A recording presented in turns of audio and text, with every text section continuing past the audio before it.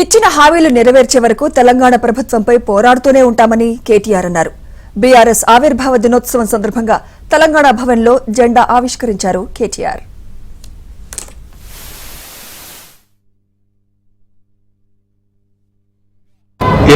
సంవత్సరాల కిందట త్యాగాల పునాదుల మీద ఆనాడు తనకు అప్పుడున్న పార్టీ ద్వారా సంక్రమించిన డిప్యూటీ స్పీకర్ పదవికి, శాసన సభ్యత్వానికి, అట్లాగే పార్టీలోని రాష్ట్ర బాధ్యతలకు అన్నిటికీ కూడా గుడ్ బై చెప్పి తెలంగాణ రాష్ట్రం ఏర్పడితేనే ఒక స్వీయ రాజకీయ శక్తిగా తెలంగాణ ప్రజలు ఎదిగితేనే ఈ ప్రాంత సమస్యలకి చరమగీతం పాడొచ్చు, శాశ్వతంగా ఈ ప్రాంతం గతంలో ఏదైతే సిరి సంపదలతో తొలతూగిందో అట్లా మళ్ళీ ఉద్భవించవచ్చు అనే ఆలోచనతో పెద్దలు కేసీఆర్ గారు ఆనాడు 25 వసంతాల కిందట పార్టీని ఏర్పాటు చేసి కొండా లక్ష్మణ్ బాపూజీ గారు ఇచ్చిన ఆశ్రయం జలదృశ్యంలో జెండా ఎత్తిన విషయం మీకు తెలుసు.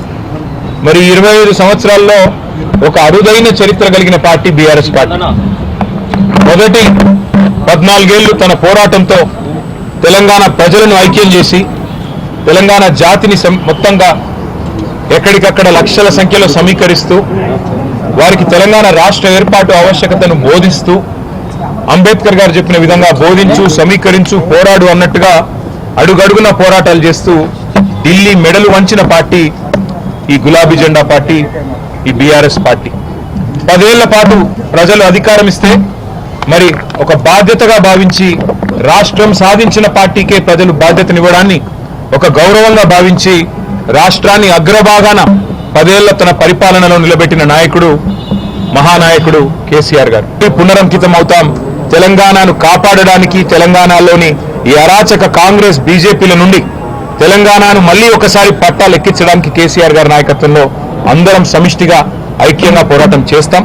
తప్పకుండా 2028వ సంవత్సరంలో తిరిగి మళ్లీ తెలంగాణ రాష్ట్రానికి కేసీఆర్ గారిని ముఖ్యమంత్రి చేసేదాకా మేమందరం కూడా ఆయన సైనికులుగా, తెలంగాణ ప్రజల ప్రతినిధులుగా, తెలంగాణ బలంగా, బలగంగా, తెలంగాణ దళంగా కలిసికట్టుగా కదం తొక్కుతాం.